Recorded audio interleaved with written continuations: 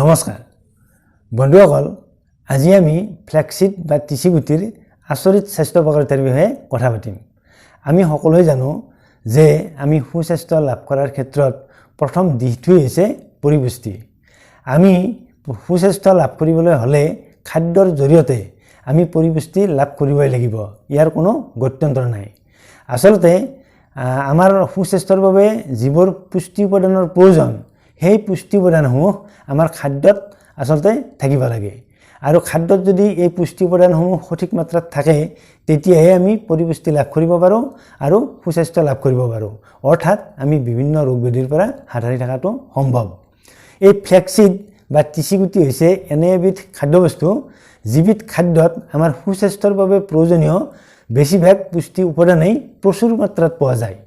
আৰু টিচি গুটিক কোৱা হয় পুষ্টিৰ ভাণ্ডাৰ বা পুষ্টিদ্ৰব্যৰ ভাণ্ডাৰ বুলি। টিচি গুটিত থকা এই পুষ্টিদ্ৰব্যসমূহ হৈছে প্ৰটিন, শৰ্কৰা, কেলছিয়াম, ছালফাৰ, ওমেগা 3 ফেটি এচিড, এমাইনো এচিড, ফাইবাৰ। এইবোৰ এই পুষ্টি উপাদানসমূহে আচলতে আমাক স্বাস্থ্য ৰক্ষাত যথেষ্ট পৰিমাণে সহায় কৰে।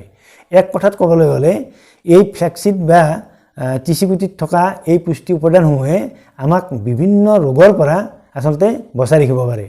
বিশেষকৈ আজিকালি বেছিভাগ মানুহে যিবোৰ স্বাস্থ্য সমস্যাত ভুগিছে, যেনে উচ্চ ৰক্তচাপৰ সমস্যা, ডায়েবেটিছৰ সমস্যা, এনেধৰণৰ ৰোগবোৰৰ পৰা হাত সাৰি থকাৰ ক্ষেত্ৰত টিচি গুটি হৈছে এক ধৰণৰ মহৌষধ। গতিকে বন্ধুসকল, আজি আমি টিচি গুটিত থকা এই পুষ্টি উপাদানসমূহে আমাক কি কি ৰোগৰ পৰা কি ধৰণেনো বচাই ৰাখিব পাৰে, সেই বিষয়ে আজি ডিটেইলছত কথা পাতিম। গতিকে ভিডিঅ'টি আপোনালোকে শেষলৈকে চাব বুলি আশা কৰিলোঁ। আৰু ভিডিঅ'টি চাই যদি আপোনালোকে উপকৃত হোৱা বুলি ভাবে, তেনেহ'লে ভিডিঅ'টিত লাইক এটা কৰিব। লগতে আপোনালোকৰ লগ বন্ধুৰ মাজত শ্বেয়াৰ কৰিব বুলিও আশা কৰিলোঁ।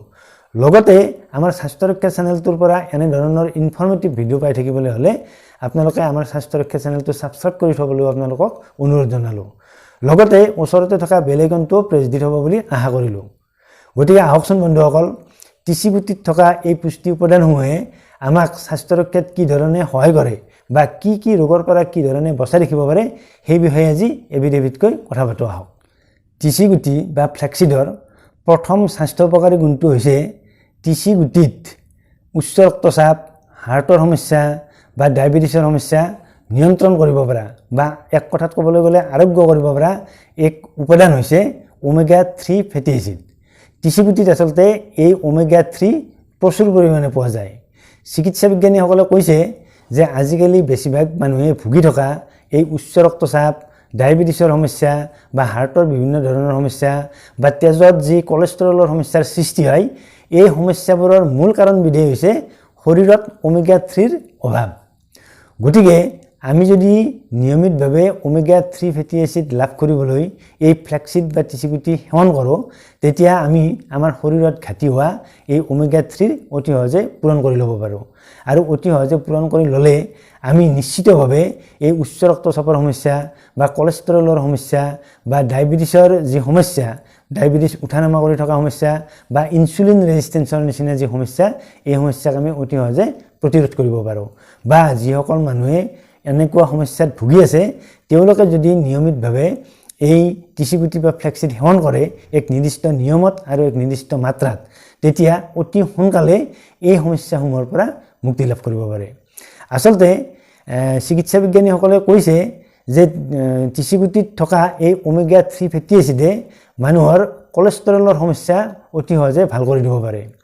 যিসকল লোকে এই কলেষ্ট্ৰলৰ সমস্যাত ভুগি আছে, অৰ্থাৎ যিসকল লোকৰ তেজত বেয়া কলেষ্ট্ৰল অৰ্থাৎ LDLৰ পৰিমাণ বেছি আৰু ভাল কলেষ্ট্ৰল অৰ্থাৎ HDLৰ পৰিমাণ কম থাকে, তেওঁলোকে যদি এই নিয়মিতভাৱে টিচি গুটি সেৱন কৰে, তেনেহ'লে তেওঁলোকৰ এই কলেষ্ট্ৰলৰ যি সমস্যা অৰ্থাৎ বেয়া কলেষ্ট্ৰল বাঢ়ি থকা সমস্যা বা ভাল কলেষ্ট্ৰল কমি থকা সমস্যা, এই সমস্যা অতি সহজে ভাল হৈ যায়।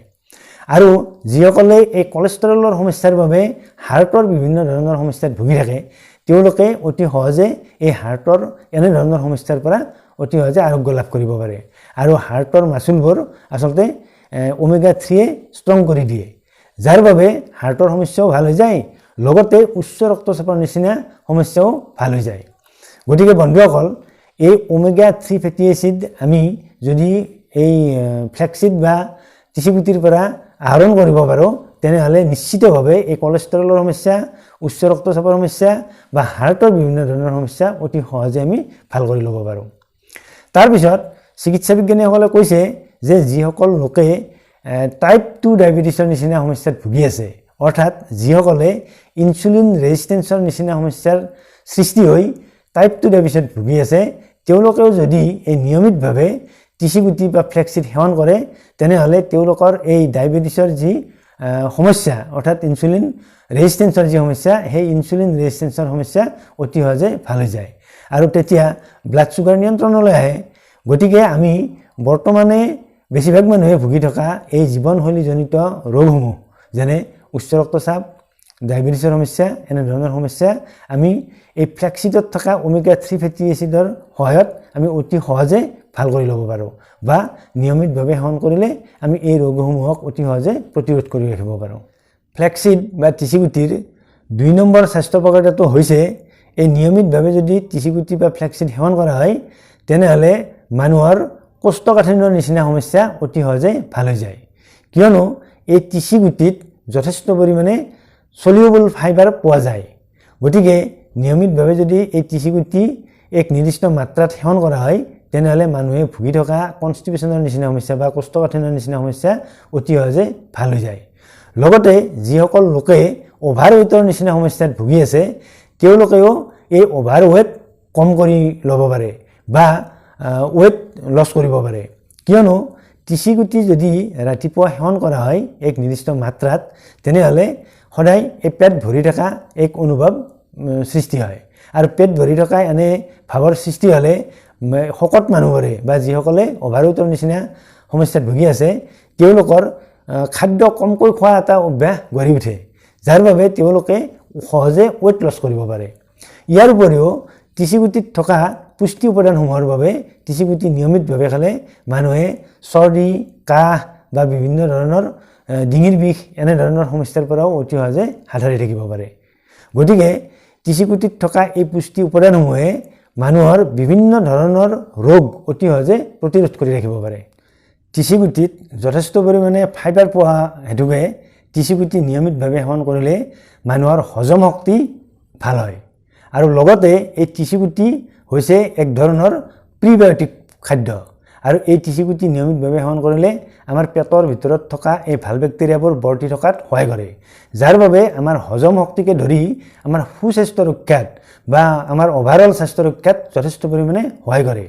সেইবাবে তিচিগুটিক এবিধ অতি ভাল প্ৰিবায়'টিক খাদ্য হিচাপে বিবেচনা কৰা হয়। এইবাৰ আমি কথা পাতিম ফ্লেক্সিড বা তিচিগুটি সেৱন কৰাৰ পদ্ধতি বা নিয়ম সম্পৰ্কে। তিচিগুটি আচলতে স্পাউটছ অৱস্থাত সেৱন কৰিব লাগে অথবা কম তাপত ড্ৰাই ৰোষ্ট কৰি সেৱন কৰিব লাগে। এই দুটা পদ্ধতিতে আচলতে তিচিগুটি সেৱন কৰিব লাগে। তিচিগুটি কেতিয়াও কেঁচা ফৰ্মত সেৱন কৰিব নালাগে। প্ৰথমে তিচিগুটি আচলতে স্পাউটছ কৰি অৰ্থাৎ গজালি ওলোৱা অৱস্থাত সেৱন কৰিব পাৰিলেও তিচিগুটিত থকা যিবোৰ পুষ্টি উপাদানৰ কথা আমি উল্লেখ কৰিলোঁ সেই উপাদানসমূহ আমাৰ শৰীৰে লাভ কৰিব পাৰে।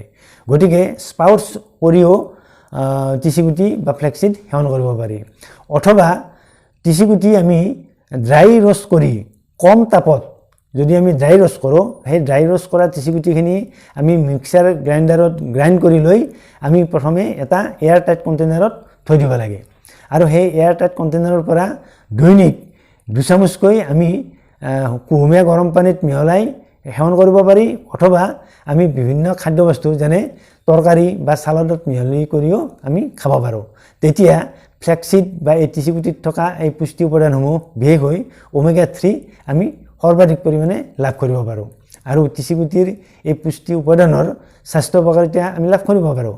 গতিকে বন্ধুসকল, তিচিগুটি বা ফ্লেক্সিড এই নিয়মত আপোনালোকে সেৱন কৰি চাওক আৰু তিচিগুটি সেৱন কৰাৰ যদি আপোনালোকে সঁচাকৈ স্বাস্থ্য উপকাৰিতা লাভ কৰিব পাৰে তেনেহ'লে আমাৰ কমেণ্ট বক্সত কমেণ্ট কৰি জনাব বুলি আশা কৰিলোঁ। অন্য এটা ভিডিঅ'ত আপোনালোকক লগ পোৱাৰ আশাৰে আজিলৈ সামৰিছোঁ। ধন্যবাদ।